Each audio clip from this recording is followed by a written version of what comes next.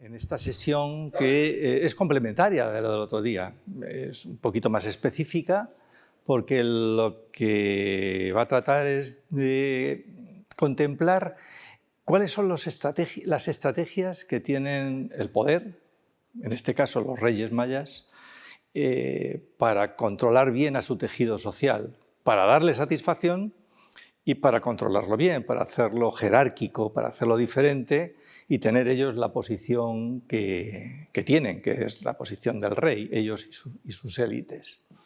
Por eso pues, se ha titulado Reyes y dioses, señores de las selvas mayas. Es verdad que en el arte prácticamente el resto de la población no aparece. Cuando aparece son en posiciones muy secundarias, pero incluso así aparece muy poco. Y es verdad también que la investigación arqueológica ha tenido que dedicar un esfuerzo inmenso a conocer estos centros monumentales. Ha tenido que dedicar ese esfuerzo y porque también le ha dado mucho más réditos que excavar casas campesinas. Hoy día se conoce también bastante el mundo del campesinado, no con la misma profundidad que la de los reyes, pero en cualquier caso, pues, bueno, pues es un diseño cultural mucho más homogéneo que el que podemos ver entre ellos. Así es que por eso nos vamos a dedicar a ellos.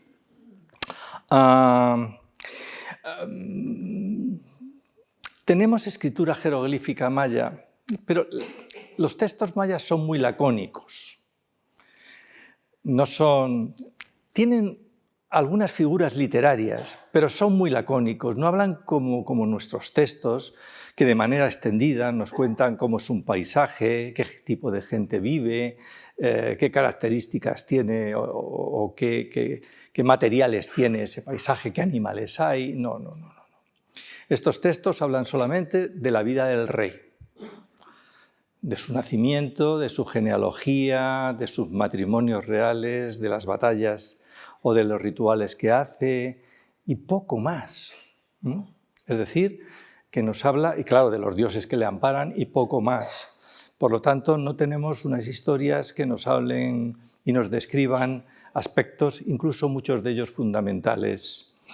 Así es que para conocer cómo es la creación, pues tenemos que echar mano en parte, porque esos textos lacónicos lo que sí hacen es que hacen un comentario muy breve, como si nosotros nos supiéramos toda la historia, ¿no? Como si de la Biblia nos conociéramos absolutamente toda la Biblia, en vez de decir, en tal fecha ocurrió, la montaña empezó a separarse del lago. Y dices, pero bueno, ¿y qué pasa aquí? ¿Cómo va después eso, no? Son tan lacónicos como eso y nos dificulta, aunque hemos hecho avances interesantes. En el siglo XVI, un cura de Santo Tomás Chichicastenango, que es una población muy bonita en los altiplanos de Guatemala, describe un texto.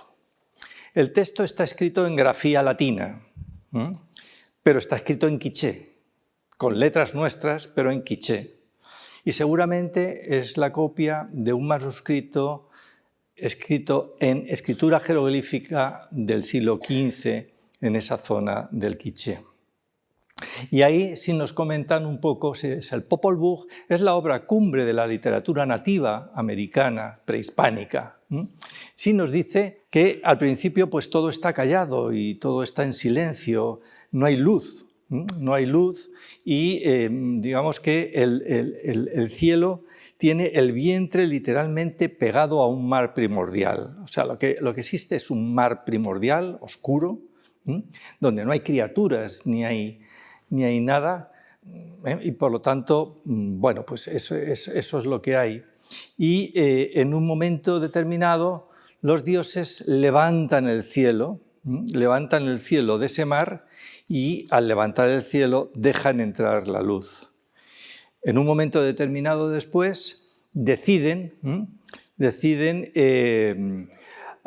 crear la tierra y dice que su sola palabra provocó su creación.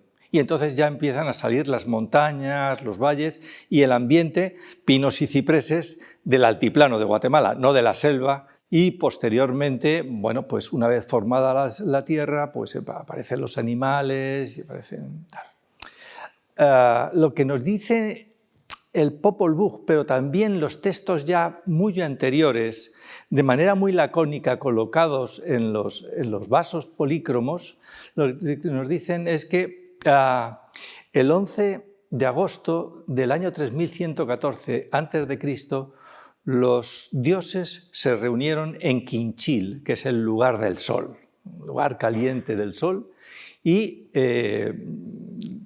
controlados por esta divinidad, que es Eschuaj, es un dios del inframundo, es un dios que crea mal. Él ha convocado a 10 dioses más, deciden crear el mundo actual en el que viven los mayas. Anteriormente habían habido otros mundos y otras destrucciones. Digamos que a los dioses no les gustaban los seres que creaban. No creaban seres proteicos que les alimentaran, que les estuvieran contentos, que le hicieran rituales. Y entonces fracasaban en esas creaciones y los dioses se peleaban entre sí. Recuerda las luchas de los titanes con Zeus, o recuerdan a la destrucción de mundos como el propio diluvio universal. Es decir, hay que hacer otra creación, hay que crear otro tipo de realidad, ¿no? Los mayas viven en ese último mundo que se crea en el 11 de agosto del año 3114. ¿Qué ocurre en ese año? No sabemos.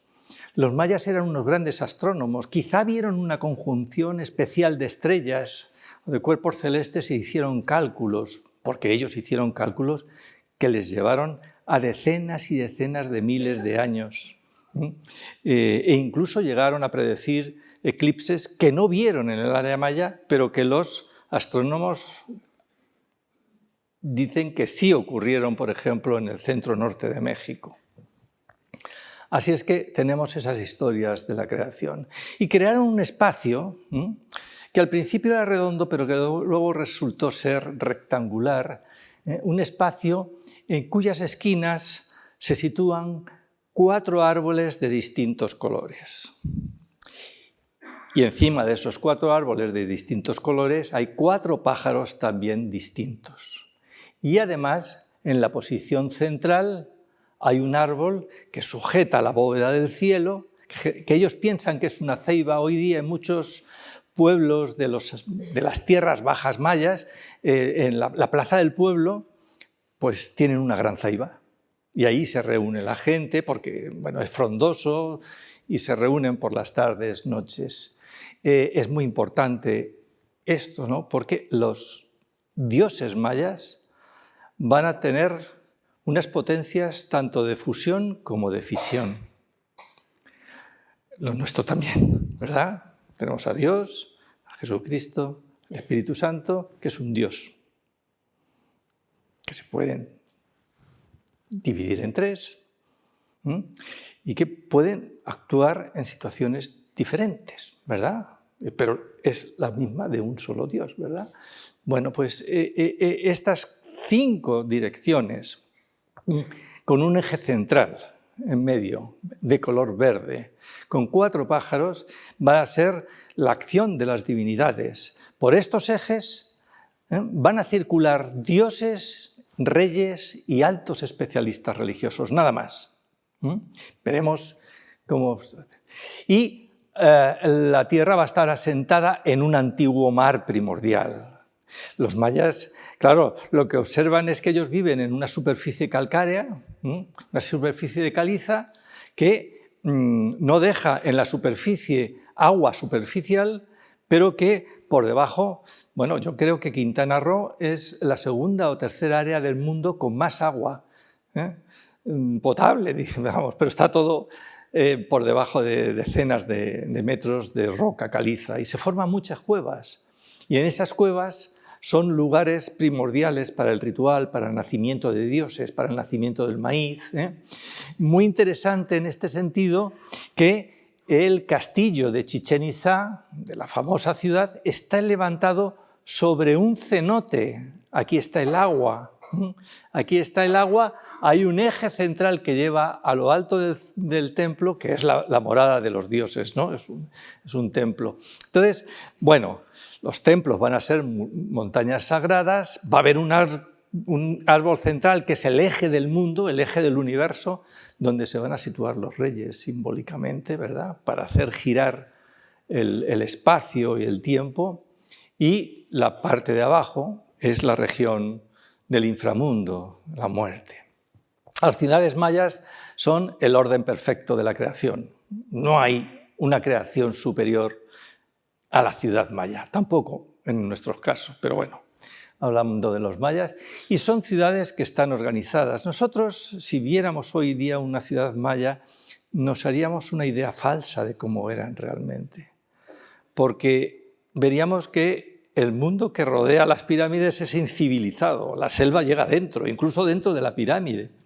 No, estaba todo absolutamente bien cultivado, se podía circular, y digamos que el bosque estaba alejado de la ciudad, o sea que es un ambiente ordenado, civilizado. Y en estos espacios es donde se va a jugar la vida de esos reyes y de esos dioses, porque para el resto de la población esos dioses tampoco. A lo mejor eran convocados una vez al año o dos a hacer una gran ceremonia y tal, pero ellos tenían sus propias soluciones del mundo sobrenatural, no esos grandes reyes, dioses sofisticados que habría creado la realeza y la nobleza a lo largo de los siglos. En estas ciudades hay tres tipos de ambientes que en realidad emulan ese espacio, que son, por una parte, las plazas como un lugar que es intermedio, que ya por debajo está el inframundo, ¿verdad? Y sobre las plazas se sitúan tanto templos, que son montañas sagradas, que son lugares de la creación, y que en la parte superior son las casas de las divinidades.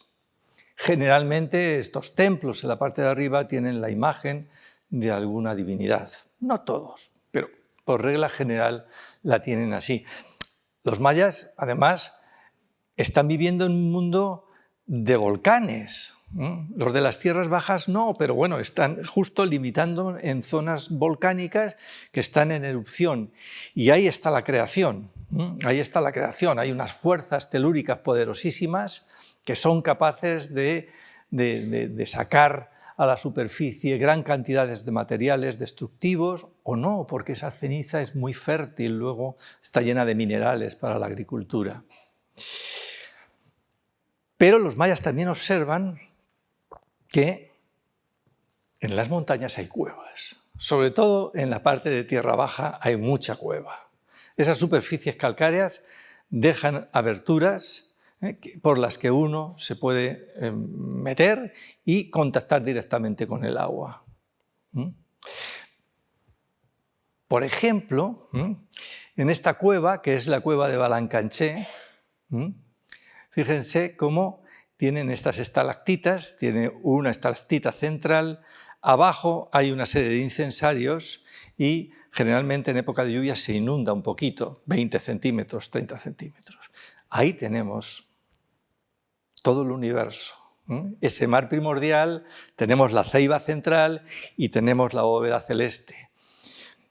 Esta fue una de las zonas donde le dicen al obispo de Landa que hay sacrificios de niños y él hace un auto de fe y quema más de 60 libros, destroza todos los ídolos en el sitio de Maní. O sea que plaza, templo y de manera ya más horizontal palacio, donde vive la élite, donde viven los gobernantes, que pretenden hacer un diseño en el que los dioses vivan igual que ellos y hagan lo mismo que ellos.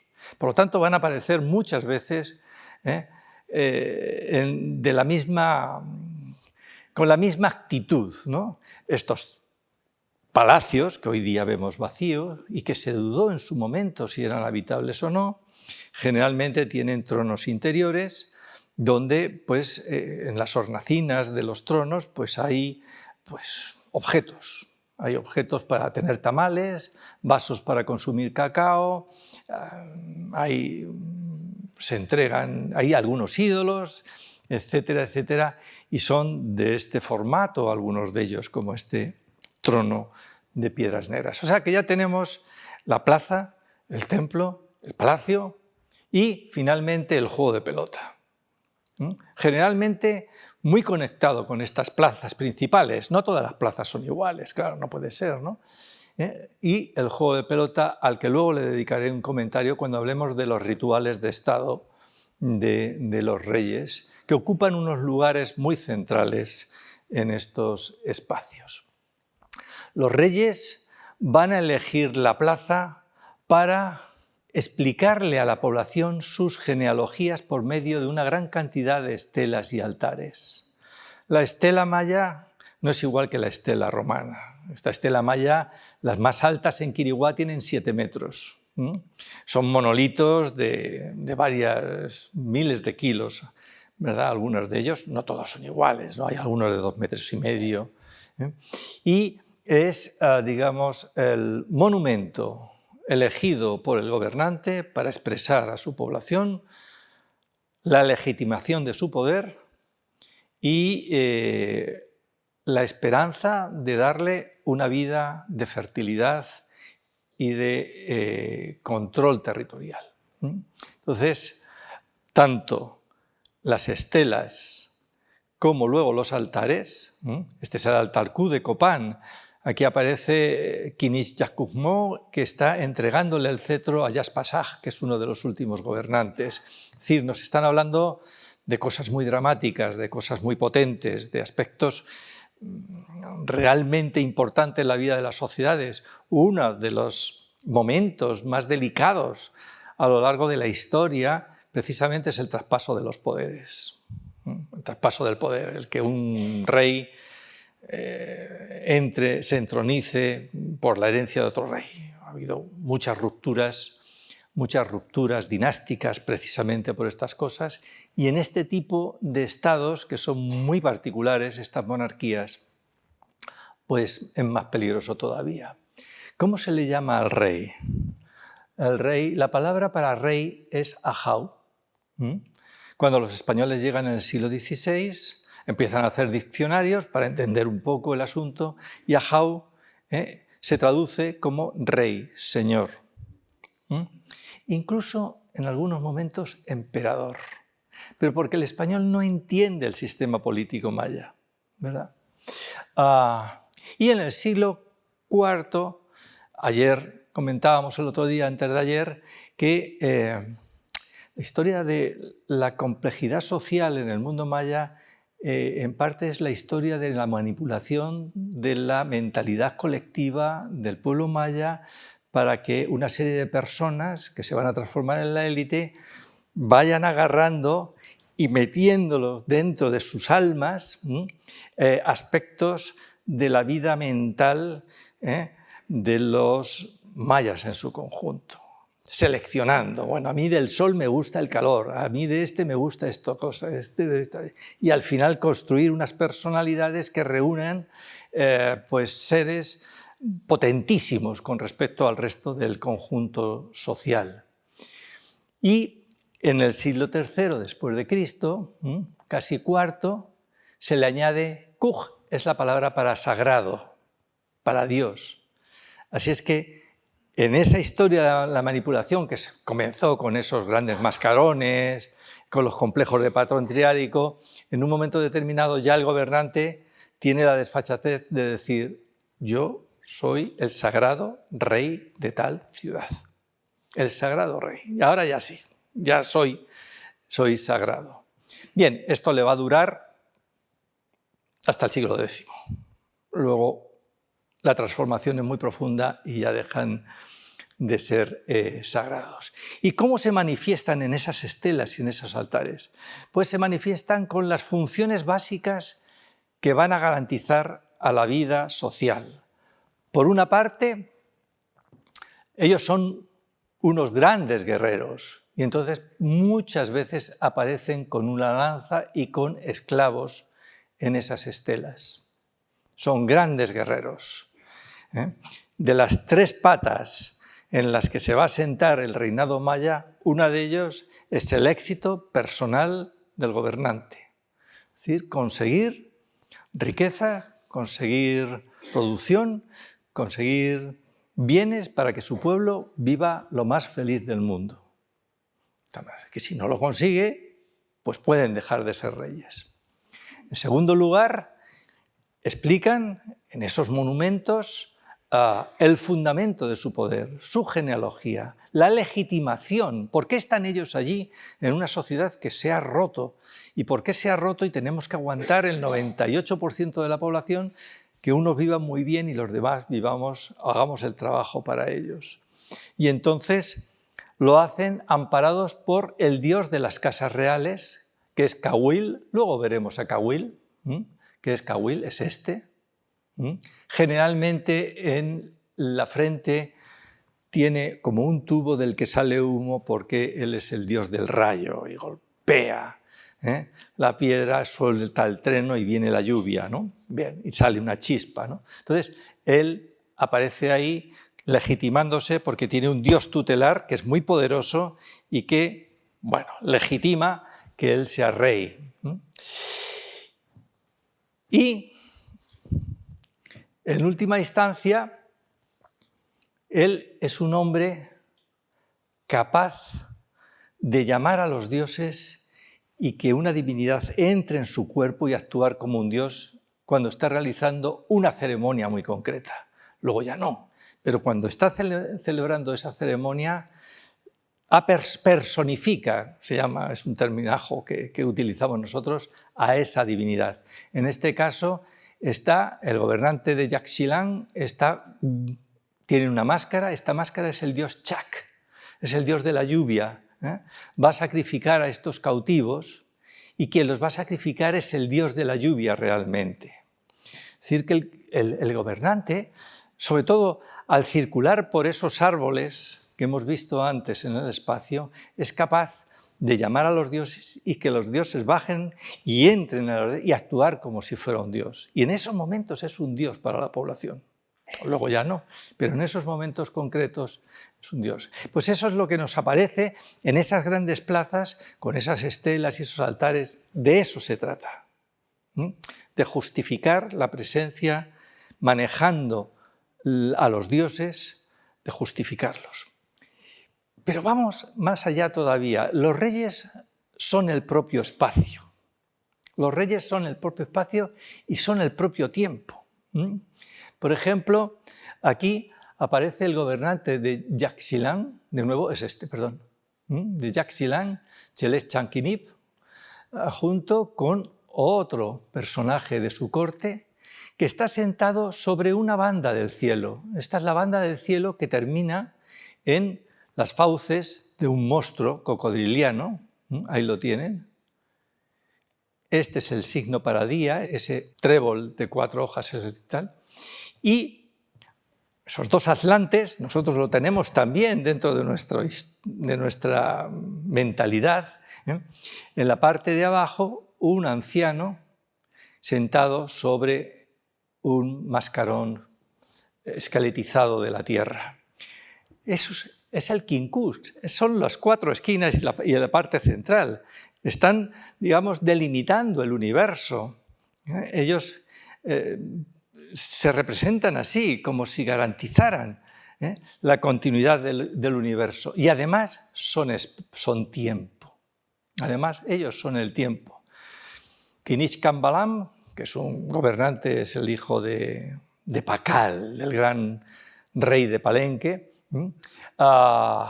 decora uno de sus tableros de su templo, el Templo de la Cruz, en este caso en Palenque, y narra una historia en tiempo mítico que incluso menciona cómo nace la tríada divina protectora de la ciudad de Palenque, que conocemos como G1, G2 y G3, que en realidad son el dios del sol, Cahuil y otro más, ¿no?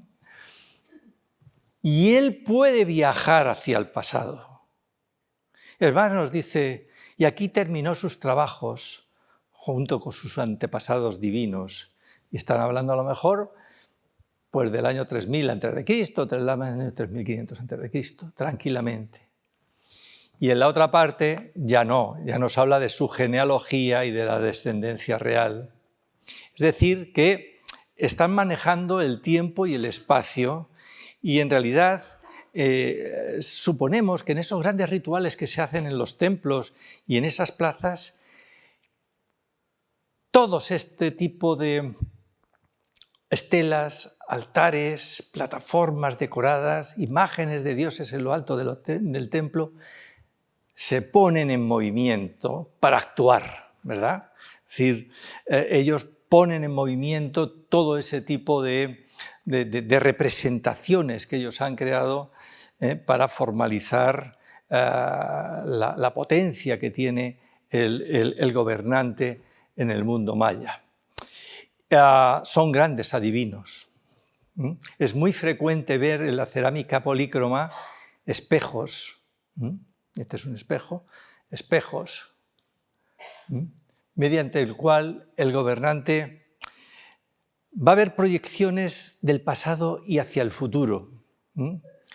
En realidad, lo que significa la palabra Ahau, lo que significa es el que habla, pregonero. Él es un oráculo.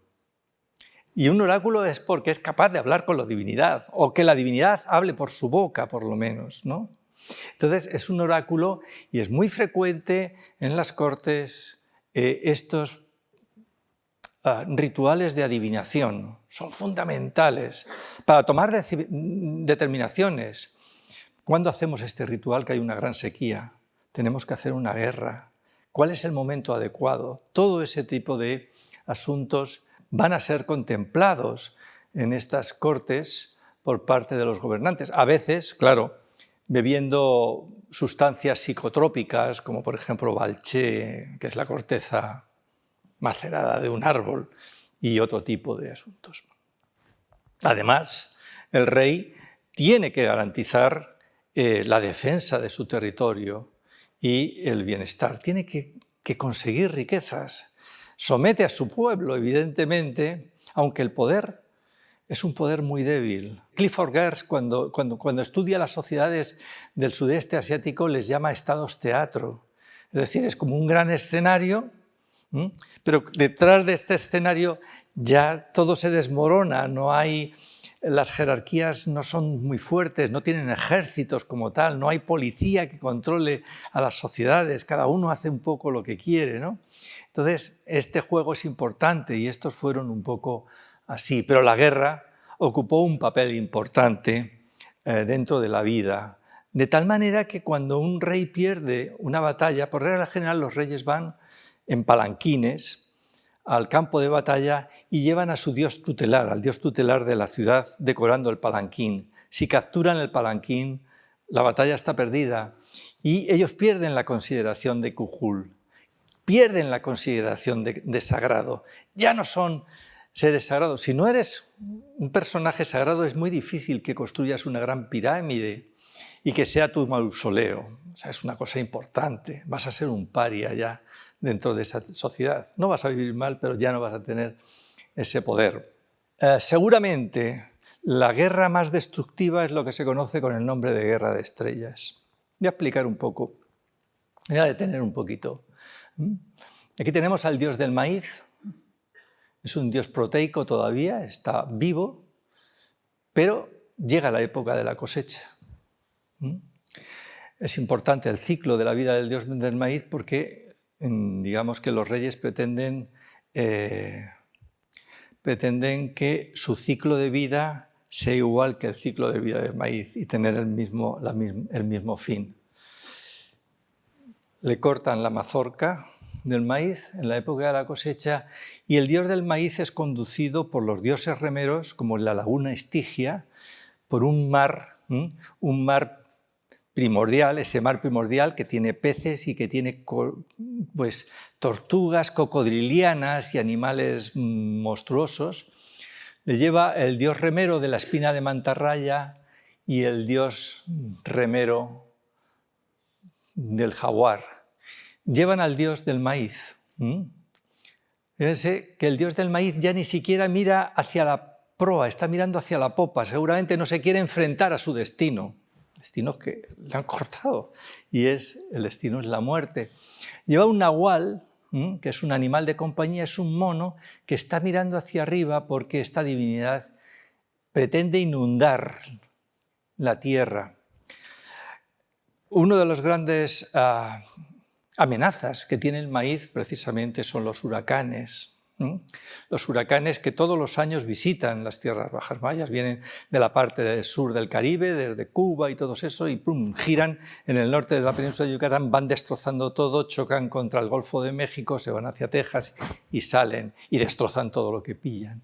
Bien, el dios del maíz aquí ya con manchas un poco de putrefacción se va encaminando hacia ese inframundo de los dioses de la noche. En el cielo, una estrella, este es el símbolo de la estrella, contiene dos divinidades. Este es el dios Pax, que es el dios que asegura las raíces de esos árboles en los que está organizado el espacio, y el dios Jaguar del inframundo, que luego vamos a ver. Y tiene aquí un nombre que pone Guerra de Estrellas. Seguramente es las batallas más destructivas, las que destruyen templos y palacios. No son muy comunes. Chak, el dios de la tormenta, está golpeando con su hacha al templo del dios Pax, que se está centrado en un trono de serpiente, esta es la mandíbula de la serpiente, y está destrozando el templo. Estas son las guerras, es una representación de cómo los dioses destruyen los centros en el cielo y rememoran también las guerras en el mundo. ¿Para qué se hace la guerra? Pues fundamentalmente para obtener tributo, como por ejemplo Kinich Lamauk-ek, que está recibiendo el tributo en mantas de algodón de dos personajes. Y estos dos personajes, este es un alto sacerdote, seguramente caparazones de tortugas, bultos con tal, y aquí tiene, como siempre, su vaso para beber el cacao, su espejo para hacer adivinación y un plato para contener tamales, para recibir a las caravanas o los diplomáticos y agasajarlos. Por supuesto, para capturar esclavos. Para capturar esclavos, cuanto más nobles, mejor. Y estos son nobles porque están nombrados. Tienen las manos atadas a la espalda y se le van a presentar al rey, que está en la parte superior y que no es seleccionado. Y para subordinar territorios. Como les dije antes de ayer, el concepto de territorio político y de guerra es diferente que el nuestro, que el occidental. Aquí se puede hacer guerra fundamentalmente para obtener riquezas, para obtener esclavos, pero nunca para ocupar el territorio vencido. Nunca podremos ser rey de los territorios vencidos, aunque les hayamos vencidos. Les podemos subordinar, hacer que todos los años nos den un tributo, que nos presten ayuda en nuestras caravanas comerciales o en la guerra, pero nunca tendremos burocracia metida allí y nunca será nuestro ese territorio. Eso es importante. En este caso, el gobernante del reino de la tortuga, que es Piedras Negras, junto con su heredero, es muy difícil que esté representado el heredero en el arte maya. ¿Por qué? Porque los gobernantes tienen un matrimonio vertical con una reina y muchos hijos horizontalmente con señoras. Y entonces, claro, siempre el acceso al poder del heredero es muy delicado, tremendamente delicado. Puede no ser varón y ya entonces no puede ser muy pequeño y los otros mayores, pueden ser nobles muy poderosos, los de esas mujeres que estén apretando mucho al Estado. Y aquí tienen a una serie de señores de Yaxchilán, de Bonampak, de la Canjá, que le van a rendir cierta pleitesía. Las reinas también pueden ser reinas como si fueran reyes. Reinas del tiempo, reinas del espacio, son muy pocas las que tenemos noticia. Generalmente en la cuenca del Usumacinta, en el oeste, y del 750 al 830. Pero tenemos reinas que están haciendo los mismos rituales. Ahora bien, para lo que sí son muy importantes es para el traspaso del poder. Aquí tenemos a la reina Xquinic Pakal de Palenque y aquí tenemos a sus padres que le están llevando la corona real y ella le está dando el pedernal y el escudo, que es el símbolo de la ciudad de Palenque.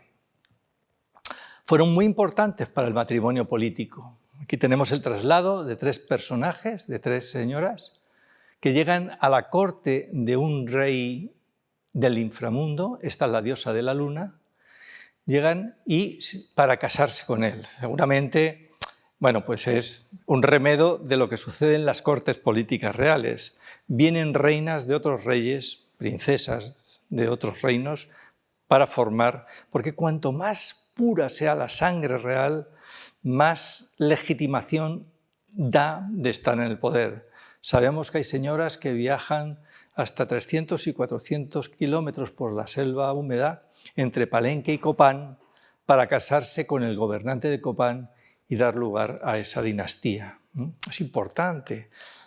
No llegamos, que sepamos, a lo que hacen los incas, que es que se casan con su hermana para tener la sangre más pura, más pura, más pura. Luego tienen hijos con quien sea, pero digamos, ¿verdad? El gobernante inca, no el resto de la población. Son importantísimas para los talleres de textil, para el regalo político, para el tributo político y para las grandes caravanas comerciales. Es decir, que las mujeres mayas que llegan a tener cargos de poder también. Y se sustenta también en una corte muy variopinta. No me voy a alargar mucho sobre la corte, que generalmente es una aristocracia familiar y el resto son vasallos.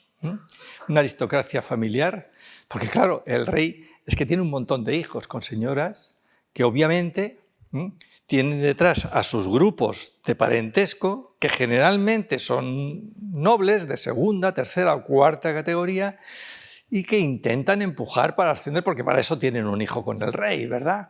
Y eso genera también la proliferación de los palacios en las ciudades mayas. Hay montones de palacios en las ciudades mayas.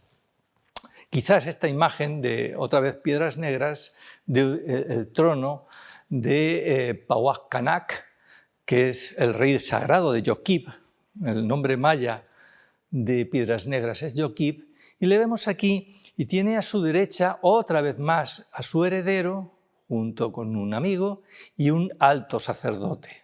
Un alto sacerdote, y está el cuñado también del rey. Han venido 3 embajadores del reino de Yaxchilán, tradicionalmente enfrentado con Piedras Negras. Y hay una serie de cargos nobles, Anab, Sajal, primer Sajal, es decir, el Sajal principal, un Tisajkun, y incluso un sirviente en la corte del rey de Piedras Negras. Aquí realmente lo que están sus nombres de estos personajes y aquí está el acontecimiento que está realizando, que no es ni más que menos que la celebración de una gran batalla que ha tenido Pauac Canac. Cargo muy importante es el Sajal. Sajal se encarga de una parte del territorio del rey. Pero, y esto hay que leerlo entre líneas, este Sajal, este Shakteles, lo está haciendo, se está accediendo como Sajal de manera muy descarada, porque lleva una barra ceremonial del que sale el rostro de Cahuil, y eso solamente lo hacen los reyes. ¿Qué quiere decir esto? Pues que igual que el duque de Alba o el duque del Infantado, en algunos momentos son más poderosos que los propios reyes. Y dice, bueno, yo me voy a representar como si fuera un rey, ¿verdad? Soy Sajal, no soy rey, no tengo esa legitimidad, pero yo puedo hacerlo, lo cual nos habla de esa debilidad estructural de los reyes. En realidad, el rey casi controla lo que es el centro de la ciudad, pero cuando pone un pie o dos en los límites ya deja de controlarlo. Por eso tiene que hacer una política muy delicada, ¿no? de alianzas, de establecer relaciones para poder mantenerse en el poder. Altos sacerdotes como este Accujún, o grandes militares como Axicab de Palenque, que fue un gran militar. Escribas también, escultores, algunos de ellos son hermanos del rey, sobrinos del rey, es decir, es gente de alto nivel. Y, muy importante, lo hemos visto antes, pero lo tenemos aquí otra vez, lo tenemos aquí con su espejo, aquí otra vez con un espejo, enanos. Ellos piensan que los enanos son gentes de una creación anterior que ha fracasado, pero que han quedado ahí y que por lo tanto tienen unos conocimientos y unas recetas que no se controlan en la Tierra. Es decir, que pueden hacer mal incluso al rey y por lo tanto hay que tenerlos, bueno, pues muy cuidados en las cortes, muy cuidados en las cortes. Y aparecen muchos incluso con el descaro de estar sentados en la misma banca que el rey, donde generalmente solo está él. Con lo cual quiere decir que, bueno, en fin, están adquiriendo pues, una presencia pues, muy singularizada con respecto a estas cortes, que son cortes muy sofisticadas. Nosotros las vemos como cortes estáticas, como primitivas. Para nada. Son primitivas hoy, ¿verdad? Pero nosotros seremos primitivos dentro de 500 años o 300. Lo vemos como primitivas, pero no, son cortes que tienen su protocolo, que tienen su diplomacia, que tienen sus fiestas, que tienen sus bailes, que tienen, digamos, sus tensiones, que están danzando. Están danzando estos que tienen los pies levantados, con los cuerpos pintados, y están realizando danzas, hacen grandes banquetes, etcétera, etcétera. Es decir, igual que las cortes medievales nuestras, no hay ninguna diferenciación mucho más allá. Y con todos estos nobles, y con estos reyes, y con estas reinas, pues se construyeron los territorios políticos, donde los reyes fueron rey sagrado de Caán, de Calakmul, rey sagrado de Palenque, rey sagrado de Mutul o rey sagrado de Copán y de otros sitios. Estas líneas lo que identifican son conflictos, matrimonios reales, alianzas políticas, donde fue un mundo muy interconectado de ciudades independientes, algunas de las cuales se subordinaron a otros territorios. Los dos más importantes del clásico fueron Calakmul y Tikal, que están en el centro de una gran cantidad de cosas que van a pasar en este territorio. Vamos a ver algunas de las divinidades.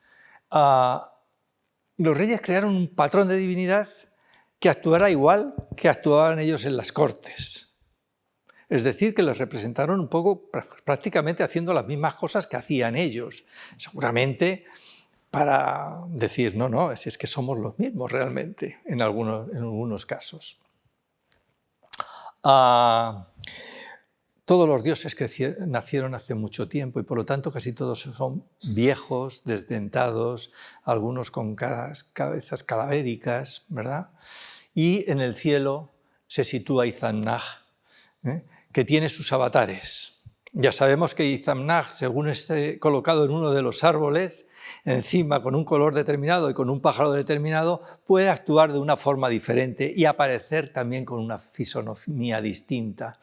Eso despistó mucho a la investigación y aterrorizó a los españoles diciendo que eso era Sodoma y Gomorra. Era el mismo Dios, pero puede ser 1×4, 4×4, 4×4×4 y entonces actuar de manera distinta, ¿no? El Izamnag es el dios del cielo, es el dios de la sabiduría.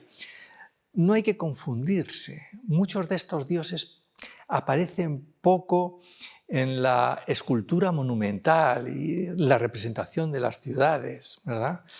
Fundamentalmente los que aparecen son los dioses tutelares de la ciudad concreta, como San Isidro en Madrid, por ejemplo.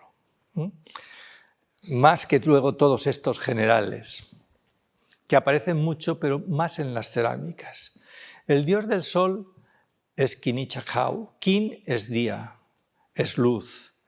Kinich es el dios del sol, es un dios estrábico, como ven aquí, que tiene un diente en forma de T, y los gobernantes intentan adquirir esas virtudes monárquico-solares. Es el calor.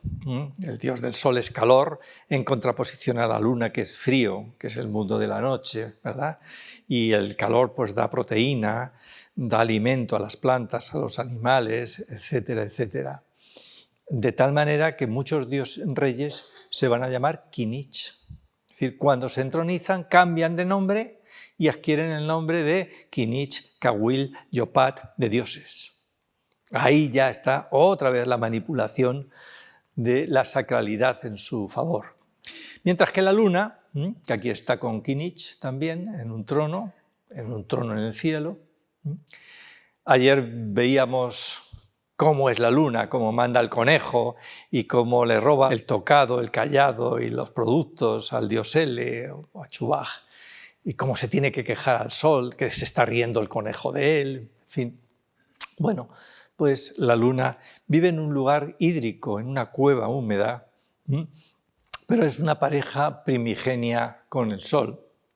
Apadrina el textil, apadrina el nacimiento, el parto, en fin. Una divinidad muy importante es Chak, es el dios de la lluvia, el dios de las tormentas. La lluvia es caprichosa, es cambiante, puede llover mucho o no llover nada, venir en forma de huracán y destrozar todo, o tener una sequía de X años y no alimentar al pueblo. Luego, es muy caprichosa y Chak es caprichoso, porque cuando Chak viaja hacia el inframundo, pues se encarga de hacer sacrificios, en este caso al bebé jaguar, que no es ni más ni menos que el maíz cuando es joven en los mitos, y ha convocado al dios de la muerte porque le va a sacrificar. O sea que ese dios de la tormenta que puede asegurarnos el alimento nos lo puede quitar. Nos lo puede quitar. O sea, es una divinidad muy caprichosa. Muy importante es Kawil, es el dios de la casa real. Es el dios del rayo y del trueno, pero también es el dios de la transformación. De tal manera que por él se puede transformar en un dios el gobernante. Y lo lleva en su cetro. Estos son cetros reales que son los que llevan en esta estela de Machaquilá o en esta otra de Yaxchilán, ¿verdad? Los que lo llevan. Y a veces se conjura porque ellos tienen un pie que termina en una serpiente, aparte de tener ese tubo con el humo provocado por el golpetazo del rayo, tienen un pie de serpiente que es el que permite la transformación, el que trae lo sobrenatural a la tierra o se lo lleva hacia otro territorio. Pero el único que es joven, el único que es guapo, el único que es maravilloso es el dios del maíz, es el dios del alimento. Muy curioso, los reyes mayas en las ceremonias de su entronización cambian su nombre y se pueden llamar como divinidades. Jamás se llaman Ishim, nunca se llaman Ishim. Sin embargo, quieren aparecer como ellos, aparecen llenos de jade, todo verde, con plumas de quetzal, pero nunca se llaman Ishim. Aquí está apareciendo. La tierra se pensó a veces que era la espalda de un cocodrilo o de una tortuga que han abierto para que nazca el dios del maíz.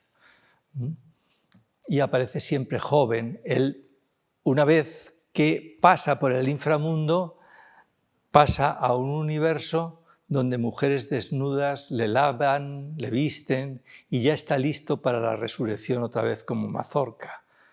Un mono araña está tomando notas en el códice. Los monos son muy listos, los arañas, y tiene mucho que ver con el mundo de la escritura, está tomando nota de lo que está sucediendo en ese paraíso del dios del maíz.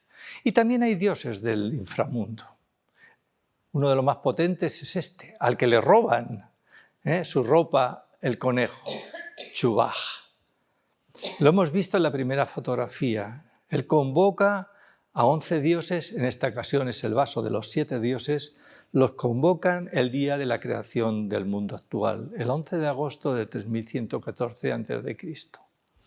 Y aquí el dios de la guerra, el dios jaguar de la guerra, tiene orejas de jaguar, tiene falda de jaguar, incluso tiene los puntos de jaguar en la boca, tiene un bulto que significa muchas estrellas y muchas tierras. Es responsable de las estrellas nocturnas en el cielo.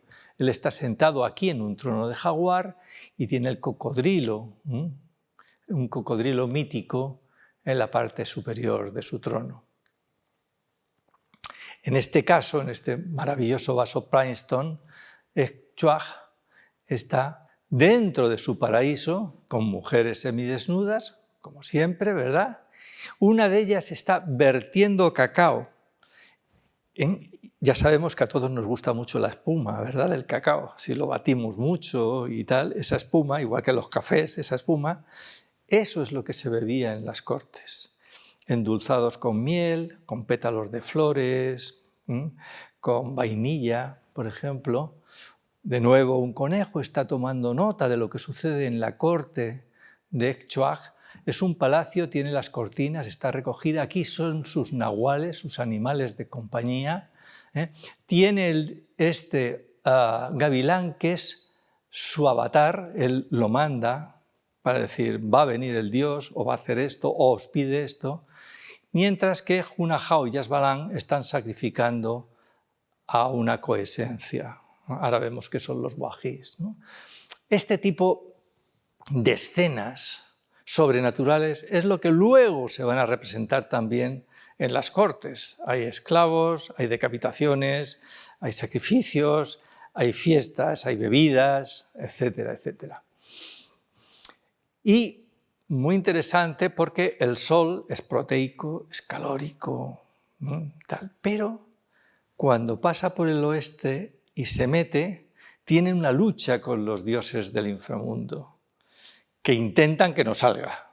Es decir, intentan que vivamos en un mundo de noche, sin alimentos, de sufrimiento, y entonces se transforma en un dios que crea sequías, que sacrifica, que corta cabezas, etcétera, etcétera. Entonces, es esa dualidad que ve el individuo maya en su medio ambiente, que ve cómo todo cambia anualmente. Los árboles de hoja perenne tiran sus hojas para luego volver a crecer, la serpiente pierden sus pieles, los venados pierden sus cuernas y les vuelven a crecer, y vuelve la vida, y vuelve la muerte, y vuelve la vida, las cosechas se cortan y mueren para volver a nacer, y esa dinámica es la que ellos intentan reproducir en su mundo. El wají es un ser muy interesante, ¿no?, porque son unos seres que al principio se pensaron que eran como animales de compañía. Es decir, es el animal que tiene el hombre al nacer y le acompaña en la vida, y que los sufrimientos que tiene ese animal en el bosque los sufre el hombre en enfermedades.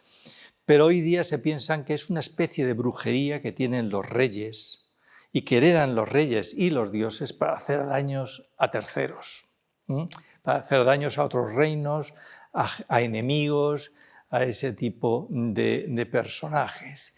Y son unos seres muy oníricos que, bueno, a veces tienen rasgos humanos, pero generalmente son mezclas de rasgos de animales para crear unos seres que no son reales, pero que dan miedo, ¿no?, que pueden resultar ser muy poderosos.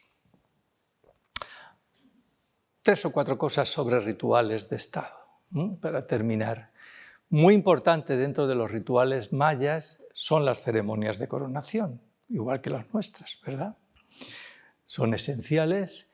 donde se supone que va a asistir toda la corte y que van a asistir pues, nobles, religiosos y demás, para colocarle la corona real, Hokau, que se llama, a estos gobernantes. Aquí es cuando ellos cambian el nombre. Así es que si se han llamado Estrella Guacamaya, se van a llamar Kinich Estrella Guacamaya, ¿verdad? Sol, Dios Sol, Estrella Guacamaya. O Cahuil, o Yopat, o otros dioses. En esas ceremonias de entronización, que son largas y que el heredero ha tenido que demostrar su valor, seguramente en la guerra y todo, para decirle a la sociedad, oye, que yo voy a procurar vuestro bienestar, uno de los rituales esenciales es el sangrado personal. El sagrado personal, que es un acto muy importante y que culmina, en el caso de los reyes, en el sangrado del pene. En el sangrado del pene, con estas lancetas, a veces son espinas de mantarraya, otras son espinas muy duras del bosque tropical, otras son de obsidiana, y que ya hacen los dioses, en realidad, aquí el dios del maíz se está sacando literalmente sangre del pene para crear a los seres humanos. Y esa es una justificación de que los dioses van a querer sangre también. Y sangre humana. No me vale la de un animal, me vale para ciertas cosas, pero no para las más elevadas, ¿no?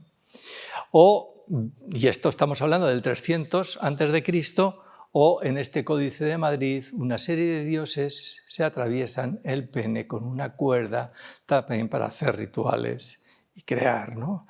Bueno, los gobernantes hicieron este tipo de ritual de extracción de sangre. Las reinas también lo hicieron, pero de la lengua.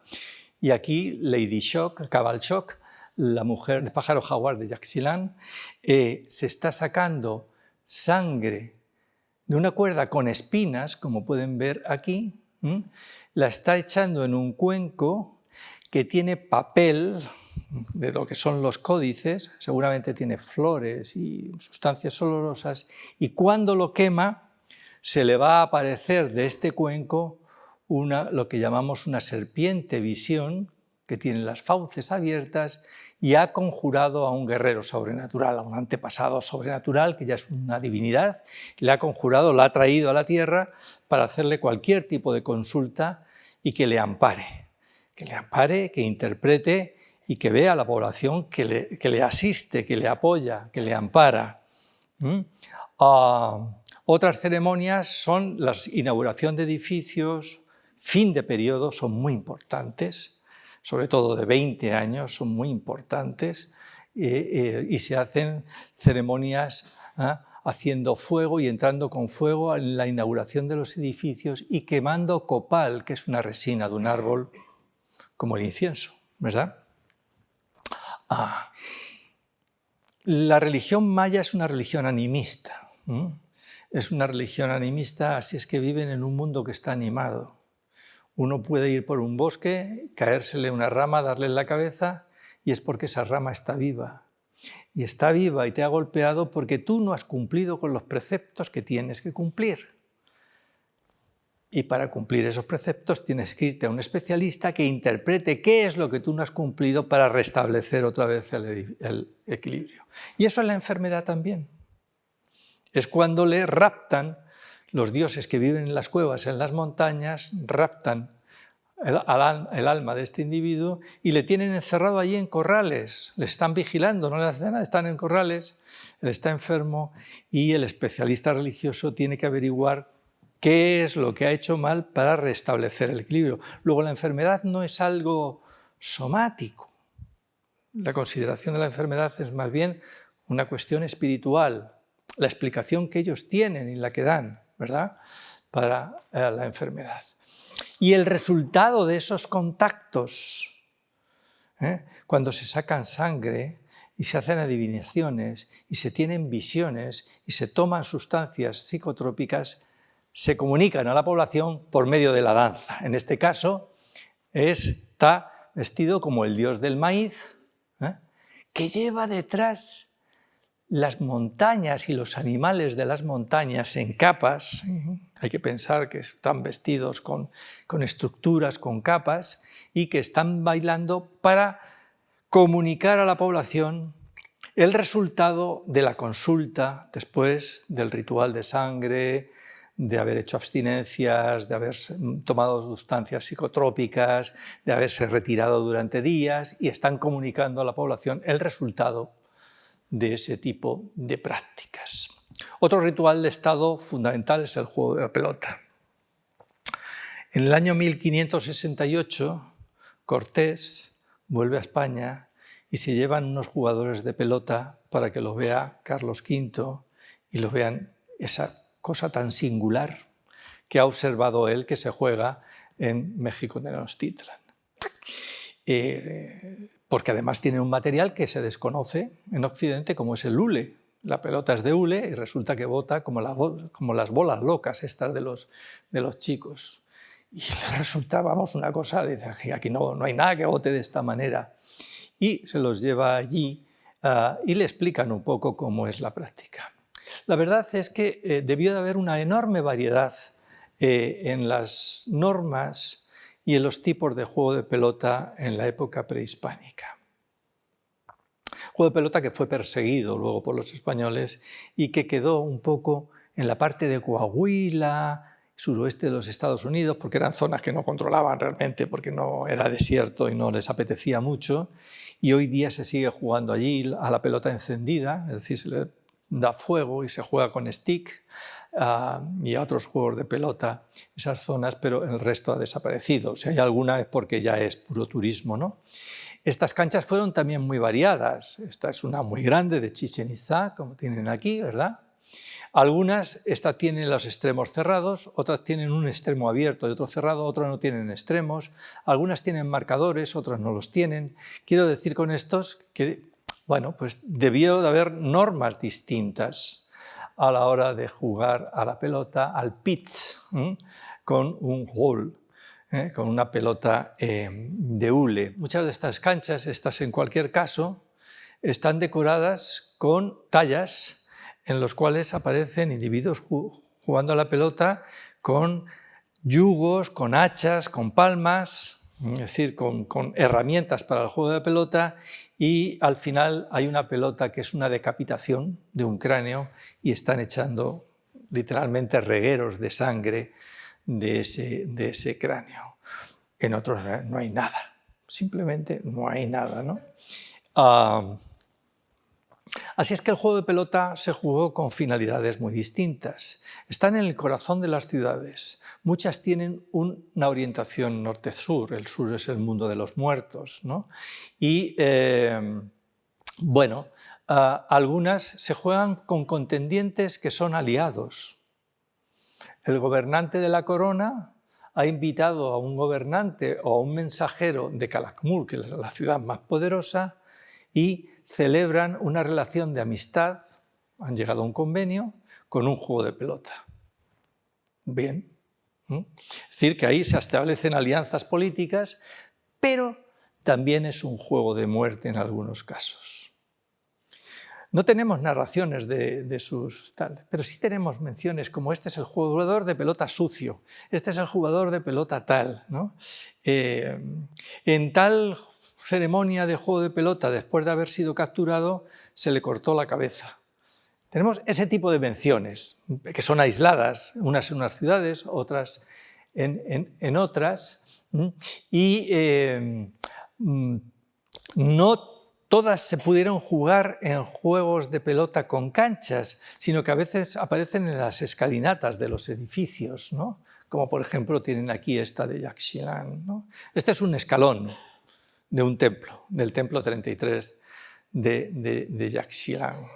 Y lo que nos dice aquí el texto es que el 21 de octubre del año 744 fue golpeado el juego de la pelota de las tres creaciones, de los tres despertares, de los tres mundos anteriores.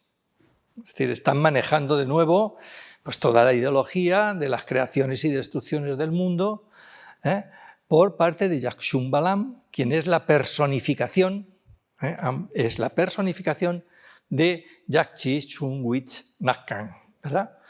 Entonces, ante enanos, de nuevo, ante seres de otra creación, que tienen un carácter mítico bastante fuerte también. Y aquí lo que tienen es un esclavo que tiene, estas son las cuerdas, las manos atadas en la espalda, nos dicen quién es y que ha sido sacrificado. Es la pelota que se tira por las escaleras del templo después de haberle cortado la cabeza. Es decir, que es un juego político. Es un juego político donde se sacrifican cautivos muy importantes. El Popol Vuh lo que nos dice, esa obra cumbre, que hay dos pares de hermanos que son llamados por los seres del inframundo. Ellos les están dando la lata a los seres del inframundo porque son jugadores de pelota. Y están todo el día botando la pelota y les fastidian a los señores de la noche porque les molestan las siestas, ¿verdad?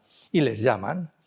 Entonces, por una serie de artimañas y de trampas, matan a una de las parejas. La otra pareja son hijos de ellos y se escapan corriendo, pero los señores de la noche, que les ponen un montón de trampas, se dan cuenta de que están allí y les llaman. Ellos huyen con una abuela al mundo de los vivos, siguen jugando a la pelota, pero los dioses de la muerte les llaman de nuevo y bajan. Bajan esta vez y resulta que a los padres que han matado les han cortado la cabeza. El juego de pelota es un juego de muerte, de corte de cabeza, y la han puesto en un árbol de calabazo. Cuando está ahí el calabazo, va la hija de uno de los señores de la noche, el calabazo le habla. Ella extiende la mano, él le escupe, se queda embarazada, tiene dos hijos que son jugadores de pelota y terminan venciendo a los dioses de la noche y salen como el Sol y Venus.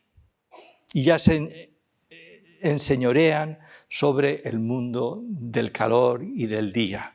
Bueno, es muy de suponer que algunos de estos señores de reinos vencidos sean vestidos como señores de la noche, mientras que los gobernantes se vistan como dios del sol, dios del maíz y venzan. ¿Por qué? Porque cuando juegan a la pelota van humillados, van semidesnudos, no les han dado de comer, les han torturado y van en unas condiciones que no pueden ganar, ¿no? Es decir, que el rey lo que está asegurando es la continuidad de la vida, de la luz, del calor, de la cosecha, con este tipo de ceremonias que se hacen en estas ciudades. Por lo tanto, la decapitación, además, los juegos de pelota, les va a hablar de esto mucho más, supongo, Leonardo, porque hay 3 allí en el Templo Mayor, están muy asociados a los altares de cráneos, donde se clavan los cráneos de los individuos capturados en la batalla, ¿no? Entonces, bueno, pues estos están listos ya también, a uno ya le han cortado la cabeza. Hay también extracción del corazón, evisceración, por debajo del diafragma. Abren ahí, meten la mano y tiran y sacan el corazón. En este caso, Pax está vestido como un dios de la muerte, seguramente en el inframundo su paso totalmente negro.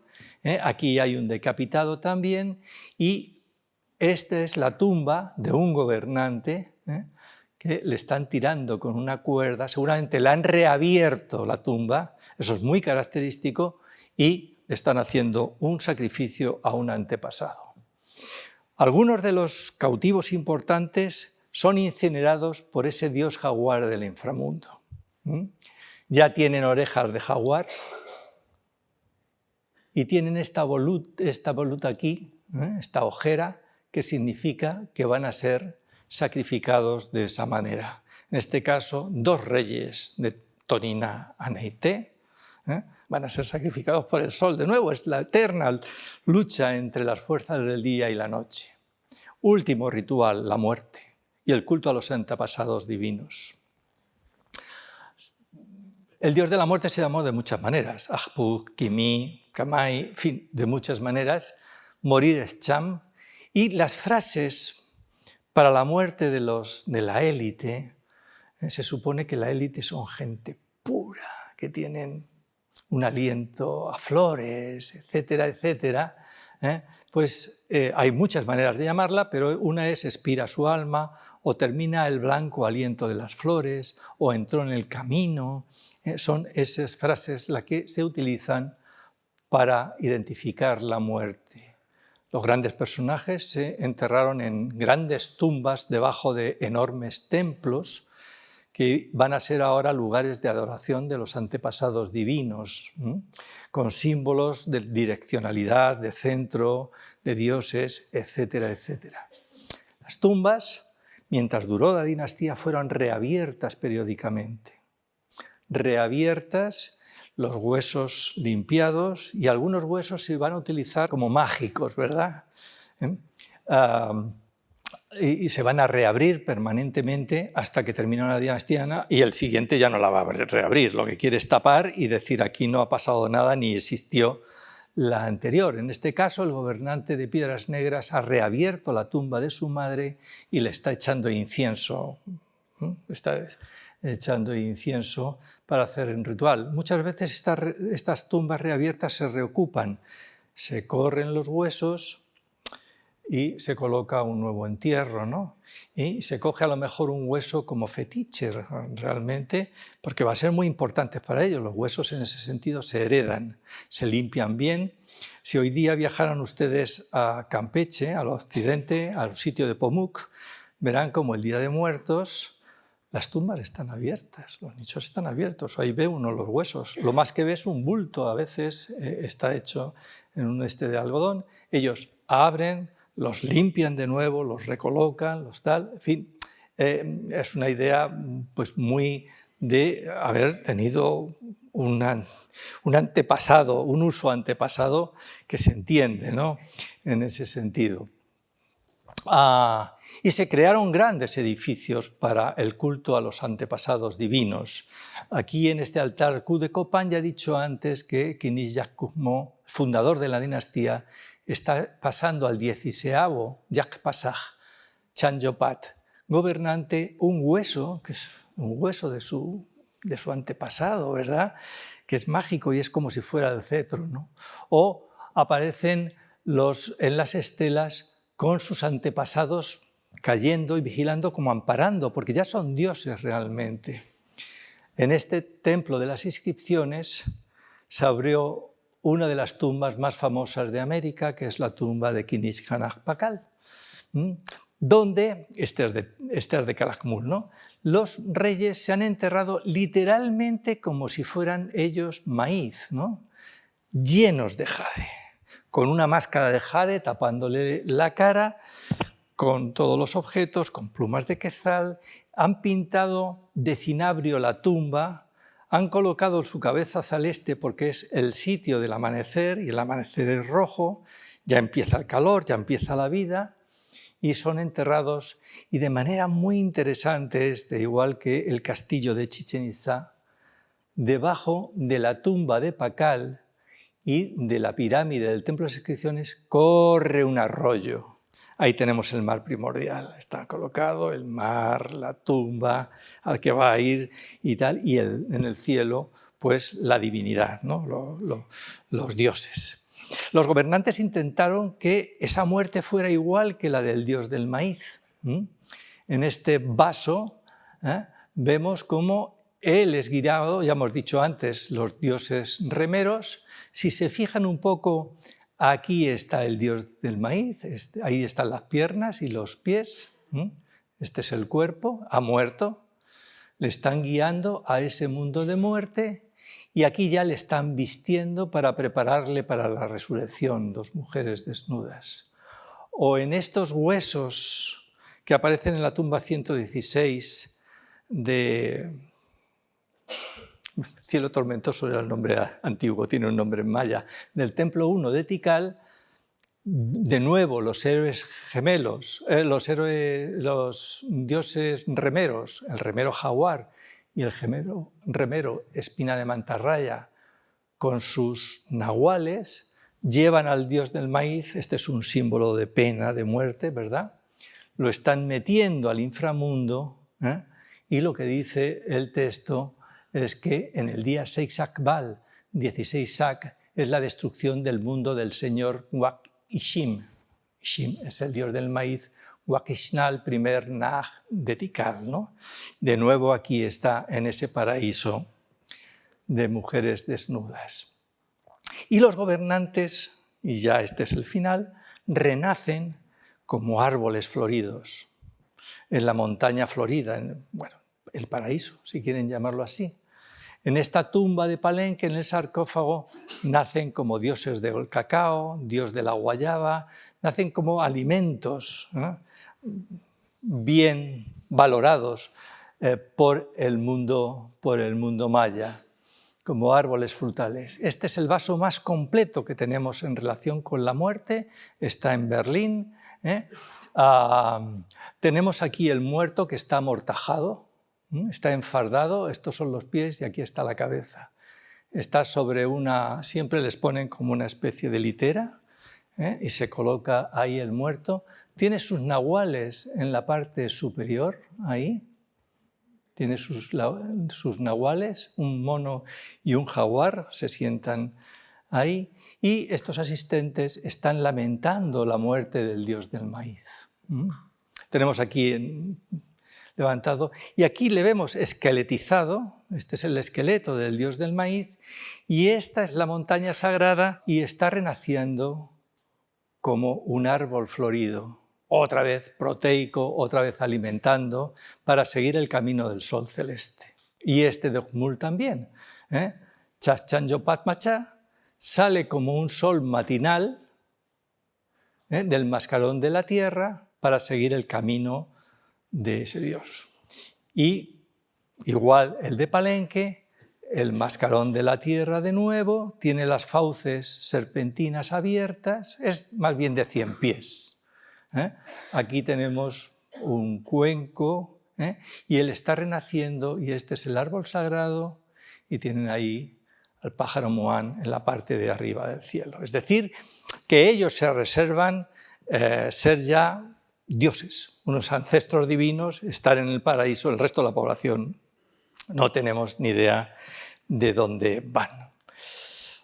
Hoy día los mayas recuperan algunos objetos y rinden culto, pero este universo de reyes y dioses se perdió muy pronto con los inicios de la colonia. Se calcula que en unos 60 años casi el 100% de la élite, del mundo de la élite, no de la élite, del mundo de la élite, ha desaparecido y ya no hace ese tipo de cosas. Muchas gracias por su atención.